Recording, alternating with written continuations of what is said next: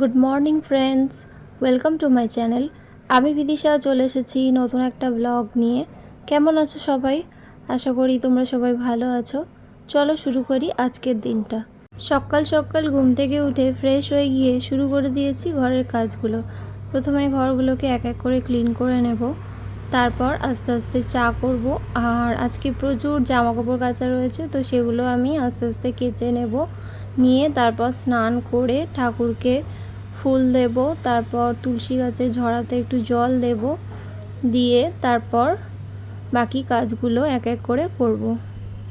আমি এদিকে এক এক করে ঘরগুলোকে ক্লিন করে নিচ্ছি, আর মা ওইদিকে ওই ঘরে ঠাকুরকে পুজো দিচ্ছে। আজকের মেনুতে কি কি রয়েছে সেটা একটু বলে দিই। আজকের মেনুতে রয়েছে লাউ শাক মাখা, পেঁয়াজ, শুকনো লঙ্কা, নুন, তেল এগুলো দিয়ে। আরও একটা তরকারি রয়েছে লাউ শাকের, পোস্ত, বাদাম, সর্ষে বাটা দিয়ে। আর তেলাপিয়া মাছের ঝাল হবে, তার সাথে রয়েছে সর্ষে ঢ্যাঁড়স।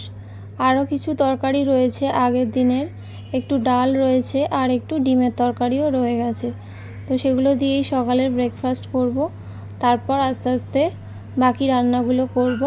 বাকি রান্না বলতে মাছটা বাবা বাজার থেকে আনলে তারপর মাছের ঝাল, যেটা তেলাপিয়া মাছের ঝাল হবে আজকে। তো একটু পরে চা খেয়ে বাবা বাজারে যাবে, তারপর মাছ নিয়ে আসলে মাছের তরকারিটা হবে।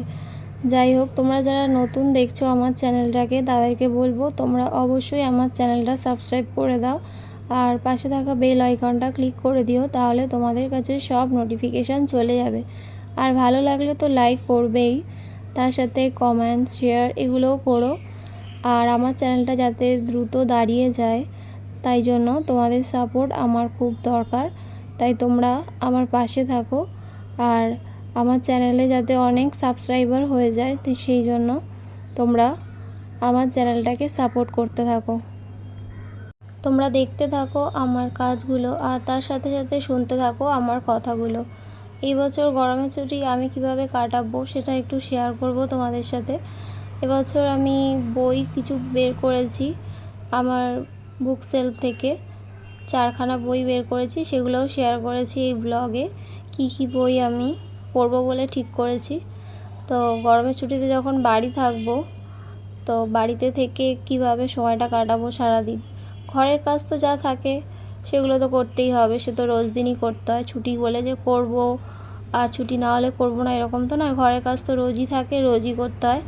আর তার সাথে বাকি সময়টা কিভাবে কাটাবো সেটার জন্য আমি ঠিক করেছি কতগুলো বই বের করে রেখেছি, সেই বইগুলো কতটা পড়ে শেষ করতে পারি দেখি।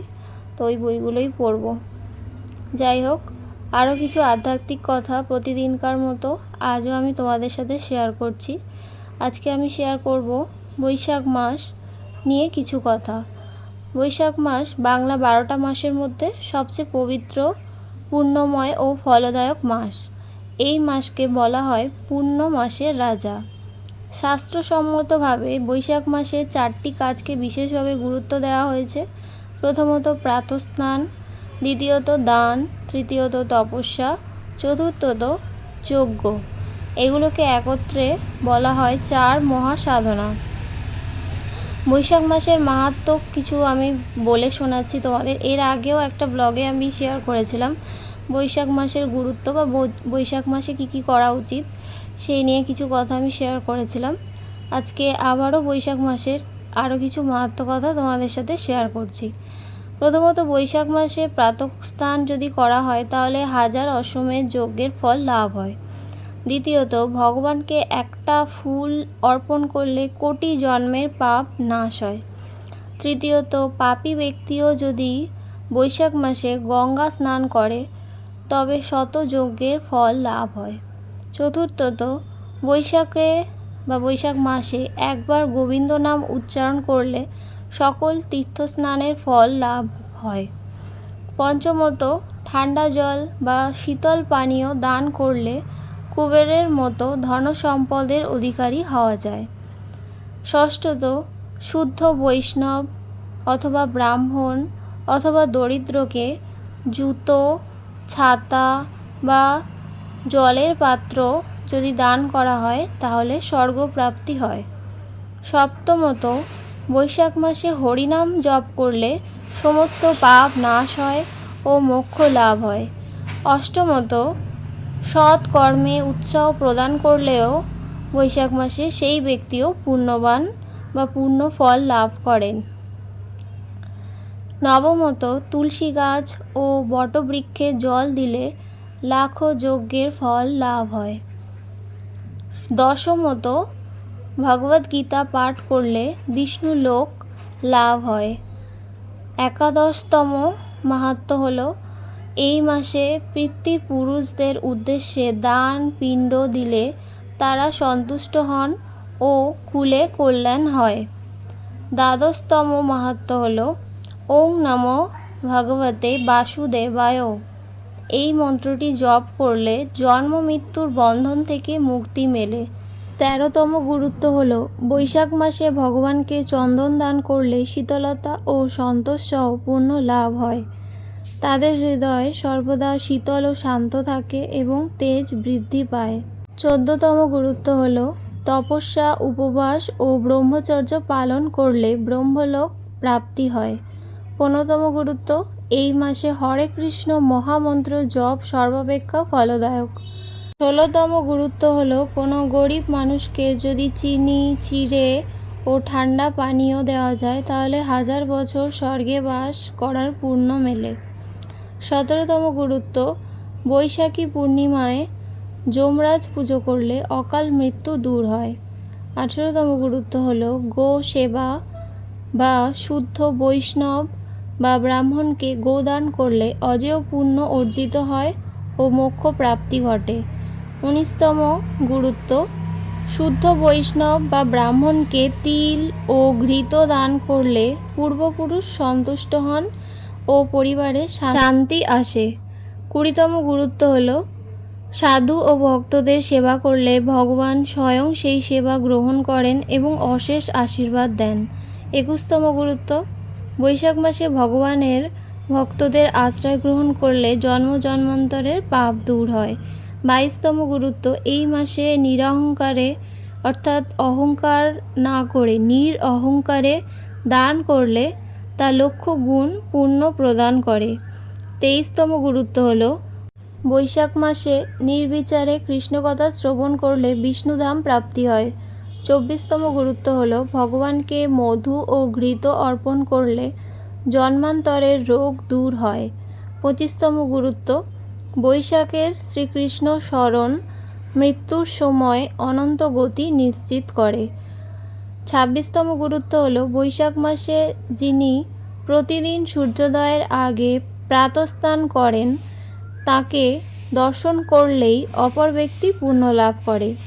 27তম গুরুত্ব হল বৈশাখ মাসে একবার রাধা কৃষ্ণের নাম উচ্চারণ করলে কোটি বৎসরের তপস্যার ফল লাভ হয়। 28তম গুরুত্ব হল যিনি বৈশাখে শুদ্ধ ব্রাহ্মণ বা বৈষ্ণবকে পাখা বা ছাতা দান করেন তার জীবনে তাপ, দারিদ্র্য, ক্লেশ থাকে না।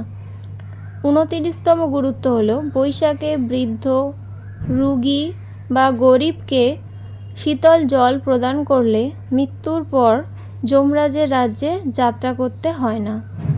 30তম গুরুত্ব হল বৈশাখে শুদ্ধভাবে গঙ্গা জলে স্নান করে তুলসী ও পদ্মফুল পরম পুরুষোত্তম ভগবান শ্রীকৃষ্ণকে অর্পণ করলে ভবসাগর পার হওয়া সহজ হয়।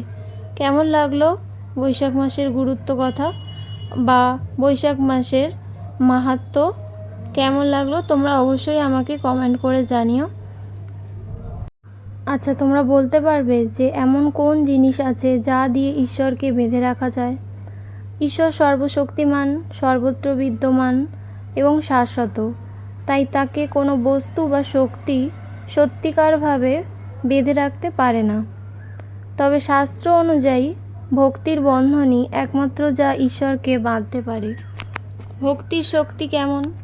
শ্রীমদ্ ভাগবত পুরাণে বর্ণিত আছে, যখন মা যশোদা কৃষ্ণকে দুষ্টুমি করার কারণে দড়ি দিয়ে বাঁধতে চাইলেন তখন দড়ি বারবার ছোট হয়ে যাচ্ছিল, কিন্তু যশোদার প্রেম ও ভক্তির শক্তির কাছে শ্রীকৃষ্ণ পরাস্ত হলেন এবং নিজেকে বাঁধতে দিলেন।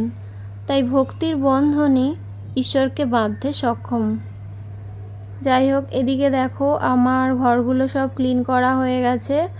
তারপর একটু চা করে নিয়েছি, আর তারপর এই জামা কাপড়গুলোও কাচা হয়ে গেছে, আর সেগুলো সব ছাদে মেলে দিয়েছি। আর তোমাদেরকে বলেছিলাম যে গরমের ছুটির জন্য যে বইগুলো আমি বুক সেলফ থেকে বের করেছি সেগুলো হলো এগুলো। একটা কোরআন রয়েছে, এদিকে ভিনদেশি তারা নাবিক, এই বইটা রয়েছে, অমৃত একটা বই রয়েছে, আর তার সাথে রয়েছে শ্রাবণ। এগুলো সব আমার ভাইয়ের কালেকশন, ওর থেকেই আমি নিয়েছি। মানে ওর বইগুলো আর আমার বই একসাথেই থাকে, তো সেলফ থেকে খুঁজে খুঁজে এগুলো বের করলাম। ওর এগুলো সব পড়া হয়ে গেছে, আমি এগুলো পড়ার চেষ্টা করব, দেখি কতটা কী করতে পারি। এদিকে দেখো সব রান্না কমপ্লিট হয়ে গেছে, আজকের যা যা বলেছিলাম মেনুতে সেগুলো সব হয়ে গেছে। আর বাবা এখন বাজারে গেছে, বাজার থেকে ফিরলে মাছের ঝালটা হবে। তো তোমাদেরকে যেটা বলছিলাম সেটা হলো যে এমন কোন জিনিস যা দিয়ে ঈশ্বরকে বেঁধে রাখা যায়। তো ভক্তির শক্তির কথাও একটু বললাম। এবার ভক্তের উদাহরণ দিয়ে আমি একটু বলি যে মীরাবাই একজন ভক্ত ছিলেন কৃষ্ণের প্রতি তার অপরিসীম প্রেম তাকে কৃষ্ণের অনন্য ভক্ত হিসাবে পরিণত করেছিল। দ্বিতীয়ত বলা যেতে পারে হনুমানজি, শ্রীরামের প্রতি তার নিঃস্বার্থ ভক্তি তাকে চিরজীবী আশীর্বাদ এনে দেয়। তৃতীয়ত বলা যেতে পারে কৃষ্ণের যে বন্ধু ছিলেন সুদামা, কৃষ্ণের প্রতি তার আত্মনিবেদন তাকে ভগবানের বিশেষ কৃপাপ্রাপ্ত করে তোলে। অর্থাৎ ঈশ্বরকে কোনো বস্তু বা শক্তি বাঁধতে না পারলেও ভক্তের প্রেম, নির্লিপ্ততা ও আত্মসমর্পণই তাকে সত্যিকারের বাঁধতে পারে। তাই বলা হয় ভক্তি শৃঙ্খলেই ভগবান বাঁধা থাকেন। যাই হোক, এই আধ্যাত্মিক কথাগুলো তোমাদের কাজে আসবে বলেই আমি তোমাদের সাথে শেয়ার করলাম, আর আমিও যাতে আমার জীবনে প্রয়োগ করতে পারি সেই চেষ্টা করব। আর এদিকে দেখো সামার ভ্যাকেশনের কালেকশন, বইয়ের যে কালেকশন সেগুলো, আর এর সাথে একটু ভগবদ গীতা পড়ার চেষ্টা করব। জানি না কতটা কী হয়ে উঠবে, তাও চেষ্টা করব। আজ এই পর্যন্তই, দেখা হবে আবার পরের ব্লগে।